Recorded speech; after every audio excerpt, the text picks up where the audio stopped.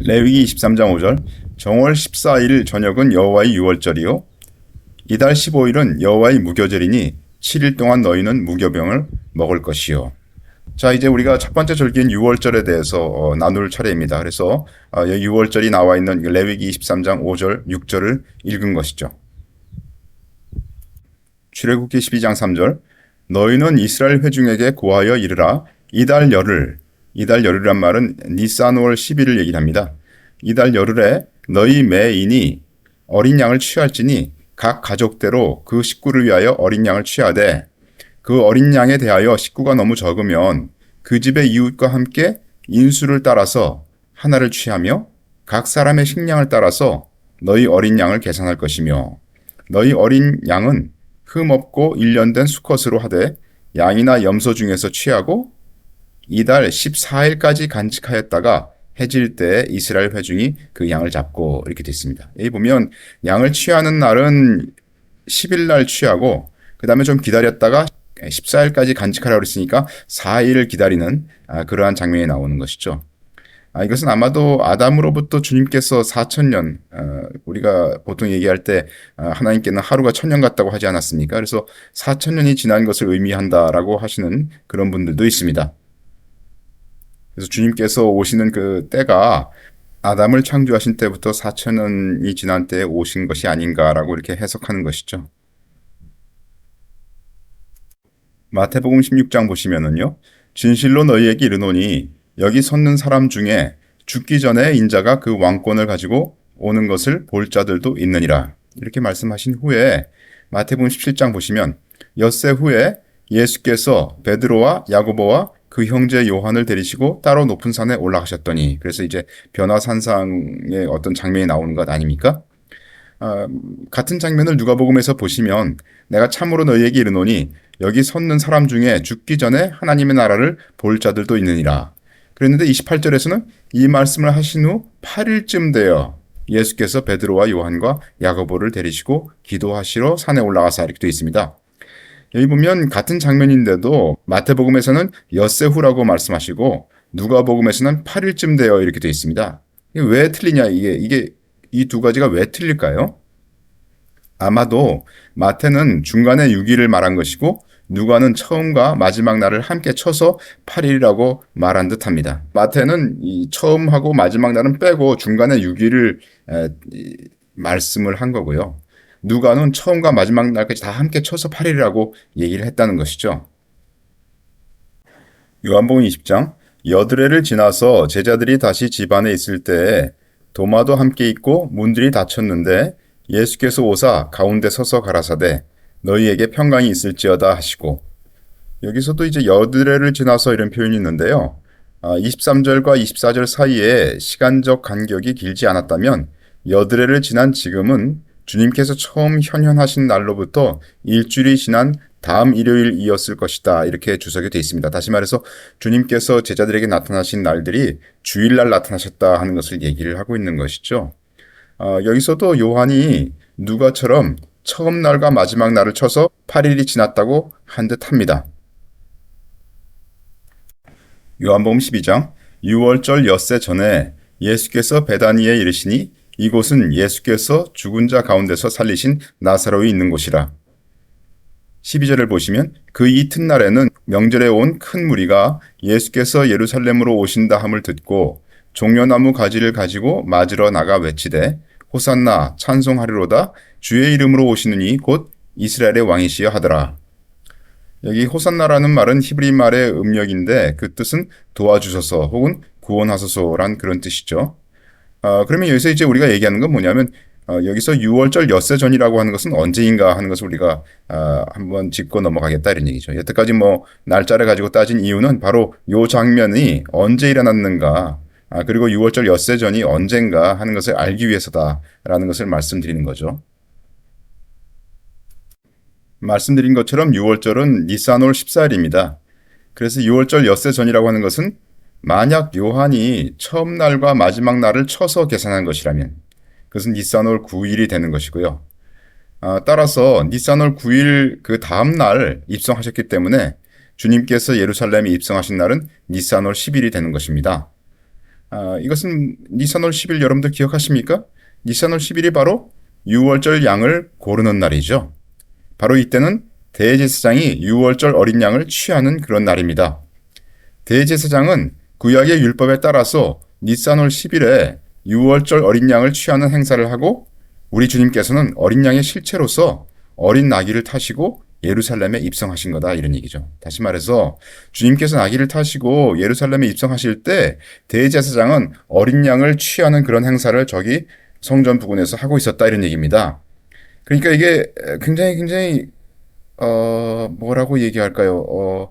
주님께서 실체로서 어린 양이신데 그 어린 양이 실체로서 오셨는데 그리고 나귀를 타고 입성하시는데 그때 대제사장은 구약의 규례를 따라서 그림자인 그런 행위를 취하고 있었다는 겁니다. 양을 취하는 그런 행위를 하고 있었다는 것이죠. 저는 이런 일들 말이죠. 예를 들어서 구약에서 예표로 한 것이 실질적으로 정확히 맞아떨어지는 이런 사건들 있지 않습니까? 이런 걸 보면 가끔가다 이게 뭐라고 얘기해야 되나? 등골이 오싹하다 그럴까요? 제가 뭐 무서워서가 아니라 정말 하나님께서 말씀하신 대로 정확히 행하셨구나. 그런 것들을 이렇게 알게 되는 그런 순간 있지 않습니까? 정말 하나님께서는 그 절기가 예행 연습이라고 얘기하셨고 그림자라고 하셨는데 그 그림자가 실체로서 이루어지는 것이 정확히 이루어졌다 하는 것을 위해서 우리가 다시 볼 수 있는 것 같아요.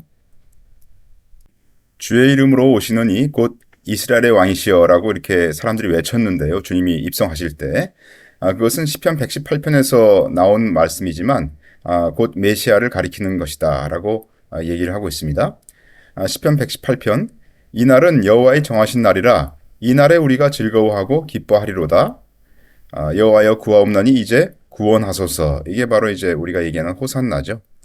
여호와여 우리가 구하옵나니 이제 형통케 하소서. 여호와 이름으로 오는 자가 복이 있으며 우리가 여호와의 집에서 너희를 축복하였도다. 이렇게 되어 있는데요. 이것은 보통 우리가 얘기하는 대찬양시, 그것은 시편 113편부터 118편을 얘기하는데요.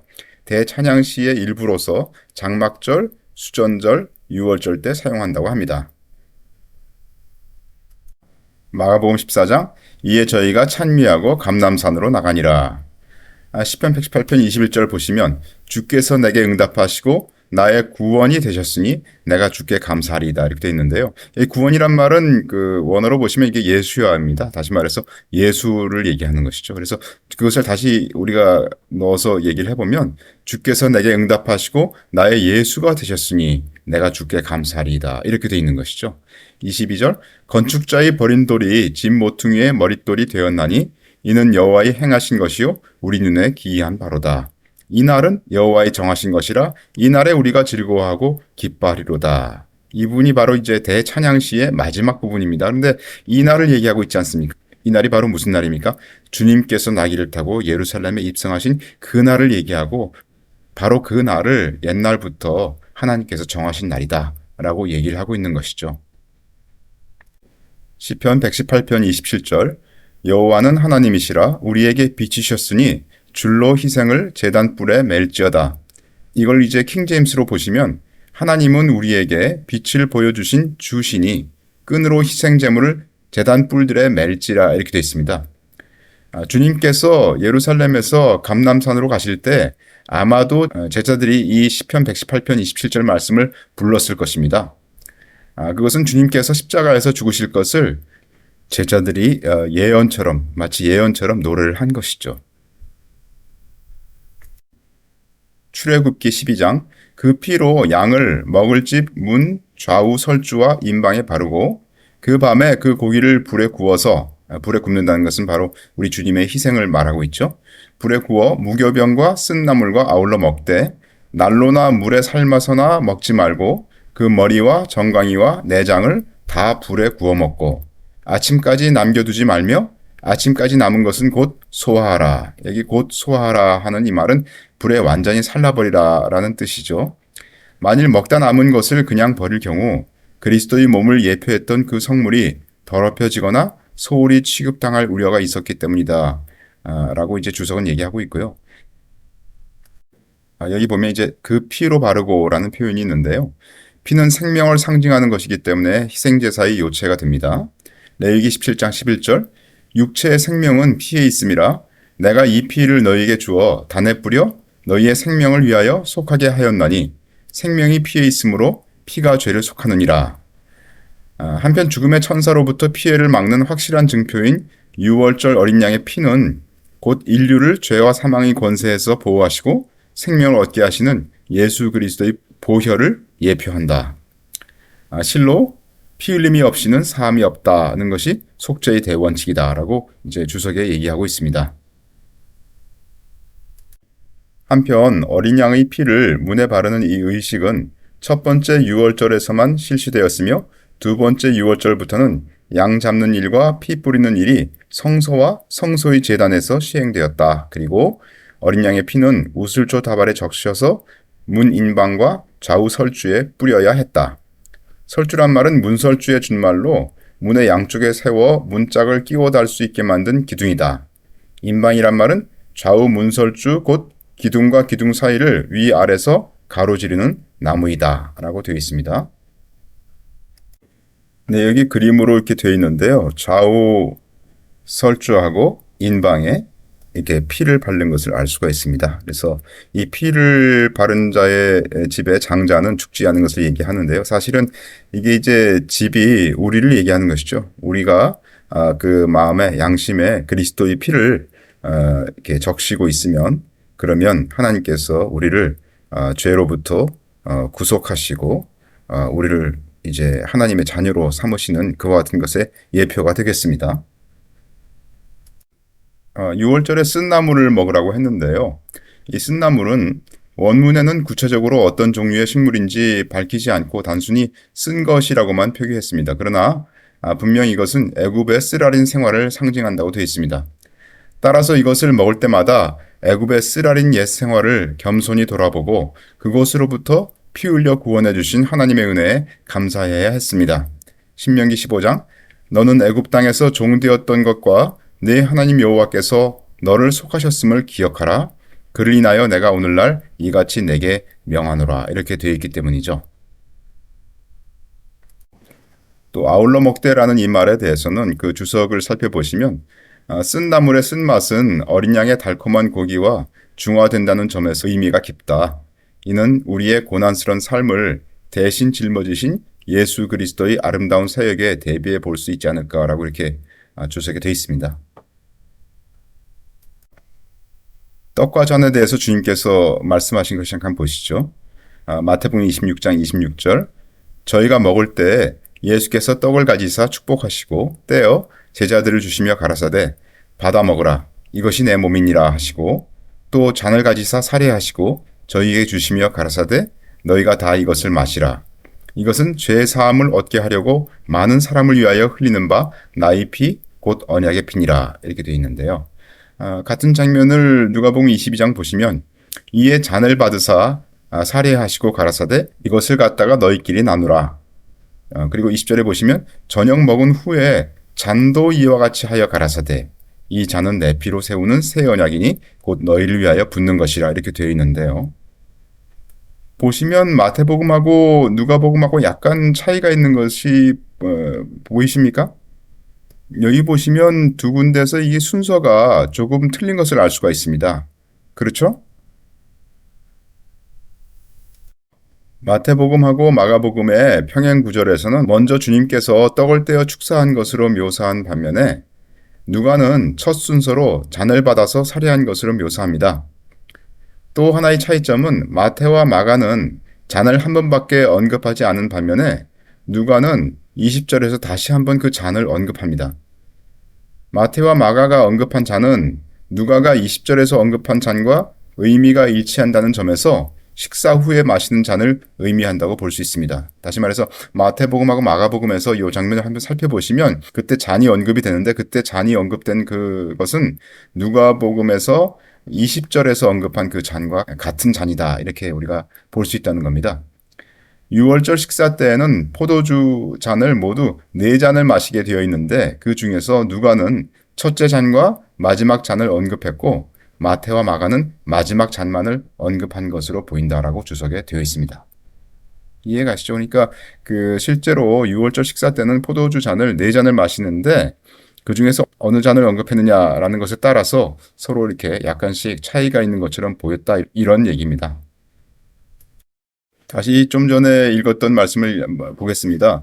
6월절 식사 때는 포도주를 모두 4잔을 마시게 되어 있는데 그 중에서 누가는 첫째 잔과 마지막 잔을 언급했고 마태와 마가는 마지막 잔만을 언급한 것으로 보입니다. 그 이유는 마태와 마가는 잔에 대한 의미 부여에만 관심을 가졌기 때문이라고 볼 수 있습니다. 잔을 나누는 것은 일반적으로 교제를 의미하지만 식사 후의 잔은 특별히 예수의 순환과 그의 영광에 동참하는 것을 뜻한다고 주석에 되어 있습니다. 6월절의 네 잔의 의미에 대해서 잠깐 살펴보겠습니다. 첫 번째 잔은 성별의 잔이라고 얘기를 합니다. Cup of Sanctification. 이것은 우리를 이 세상으로부터 구별하시는 것을 의미합니다. 우리를 세상과 죄의 멍에로부터 분리하셨다 이런 말씀이시죠. 신명기 15장 너는 애굽 땅에서 종 되었던 것과 내 하나님 여호와께서 너를 속하셨음을 기억하라. 그를 인하여 내가 오늘날 이같이 내게 명하노라. 출애굽기 4장 내가 내게 이르기를 내 아들을 놓아서 나를 섬기게 하라 하여도 내가 놓기를 거절하니 내가 내 아들 내 장자를 죽이리라 하셨다 하라 하시니라. 여기 그 내라는 분은 하나님이시고 네라는 자는 이제 바로를 얘기하죠. 하나님께서 우리를 아들로서 구별하시고 부르신 것을 말씀하시고 있습니다. 이제 두 번째 잔을 보겠습니다. 이 두 번째 잔은 구원의 잔, Cup of Deliverance라고 얘기를 하는데요. 우리를 아들로서 구별하셨을 뿐 아니라 우리의 멍에를 끊어주신 것을 얘기합니다. 출애굽기 4장 내가 네게 이르기를 내 아들을 놓아서 나를 섬기게 하라 하여도 네가 놓기를 거절하니 내가 내 아들 내 장자를 죽이리라 하셨다 하라 하시니라. 바로 이게 놓아서 나를 섬기게 하라. 이 부분이 바로 구원을 얘기하는 부분이다. 이렇게 얘기를 하고 있죠. 로마서 6장 너희 자신을 종으로 들여 누구에게 순종하든지 그 순종함을 받는 자의 종이 되는 줄을 너희가 알지 못하느냐. 혹은 죄의 종으로 사망에 이르고 혹은 순종의 종으로 의에 이르느니라. 그래서 하나님께서는 우리로 하여금 그분께 순종하시도록 하십니다. 세 번째 잔은 구속의 잔이라고 얘기를 합니다. Cup of Redemption. 출애굽기 6장을 보시면 그러므로 이스라엘 자손에게 말하기를 나는 여호와라 내가 애굽 사람의 무거운 짐 밑에서 너희를 빼어내며 그 고역에서 너희를 건지며 편팔과 큰 재앙으로 너희를 구속하여 이렇게 되어 있는데요. 바로 이 부분에서 너희를 구속한다라고 하신 그 말씀 있지 않습니까? 6월절 만찬 때 만찬의 인도자는 3개로 쌓여있는 무교병들 중 가운데 것을 꺼내어서 반으로 쪼개고 쪼개진 것 중에 큰 무교병 부분을 세마포로 싸서 숨겨둡니다. 무교병이 이제 3개가 있는데 그 중에서 중간 것을 꺼내가지고 그걸 반으로 쪼갭니다. 그리고 그 반으로 쪼개지면 이제 2조각으로 나지 않습니까? 그 2조각 중에서 큰 쪽을 아피코만이라고 얘기를 하는데요. 그 아피코만을 세마포에 싸서 숨겨둡니다. 아마도 사람들 해석에는 3개의 무교병들은 하나님 아버지와 아들이신 주님과 성령님을 예표한다라고 되어 있고요. 그 가운데 무교병을 꺼낸다고 하는 것은 뭐냐면 주님을 꺼내서 그 무교병을 쪼갠다는 것은 주님께서 고난을 받으심을 예표한다. 이렇게 사람들이 해석을 하고 있습니다. 그리고 이렇게 숨겨둔 아피코만을 아이들 보고 찾으라 그러는데 그렇게 해서 이제 찾는 아이는 상을 받게 됩니다. 식사를 마친 후에 이것은 또 디저트로 먹게 됩니다. 냅킨에 쌓여있던 아피코만을 식후에 나눠주게 되는 것이죠. 아피코만이라는 것의 이 뜻은 나중에 온 것이라는 그런 뜻입니다. 다시 말해서 주님께서 죽으신 후에 다시 부활하실 것을 예표한다고 합니다. 물론 이거는 유대인의 관습이기 때문에 성경과 같은 절대적인 권위가 있는 것이 아닙니다. 다만 유대인들이 이와 같은 관습을 행하면서도 그것이 주님을 예표할 수 있다는 것을 알지 못하고 행하는 것이 안타깝다 이런 얘기죠. 그리고 이 관습 자체가 성경에 나와 있는 것이 아니기 때문에 우리가 여기에 너무 많은 의미를 두거나 그렇게 해서는 안 되겠습니다. 이게 바로 무교병을 이제 쪼개는 장면이고요. 왼쪽에 있는 것이 아피코만이 되는 것이겠죠. 아피코만이 이제 만들어지면 아피코만을 이제 헝겊에 싸가지고 숨겨놓는다고 그랬는데 이게 이제 아피코만과 관련된 헝겊인 것 같습니다. 마가복음 15장 제3시가 되니 그들이 주를 십자가에 못 박더라. 제3시는 오전 9시죠. 아침 번제 드리는 시각이라고 되어 있습니다. 레위기 6장 단 위에 불은 항상 피어 꺼지지 않게 할지니 제사장은 아침마다 나무를 그 위에 태우고 번제물을 그 위에 벌려놓고 화목제의 기름을 그 위에 살을 찌며 이렇게 되어 있는데요.